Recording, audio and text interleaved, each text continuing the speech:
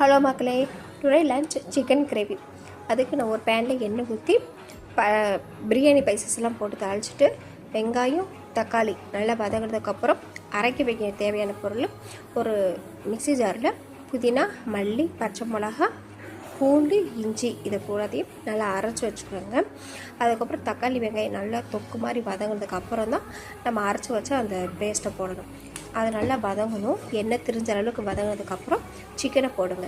Chicken போட்டுட்டு அதுக்கு தேவையான மசாலா 2 ஸ்பூன் சிக்கன் மசாலா, அரை ஸ்பூன் மிளகாத்தூள், மஞ்சத்தூள், அவ்வளோதான். இது மட்டும் தான் சேர்த்துருக்கேன். ஏன்னா காரத்துக்கு ஏற்கனவே பச்சை மிளகா போட்டுருக்கேன். தேவையான அளவு காரத்துக்கு ஏற்றப்பல மிளகாத்தூள் சேர்த்துக்கேன். எங்கள் வீட்டை மீடியம் காரத்தை சாப்பிடுவாங்க வந்துருக்கு.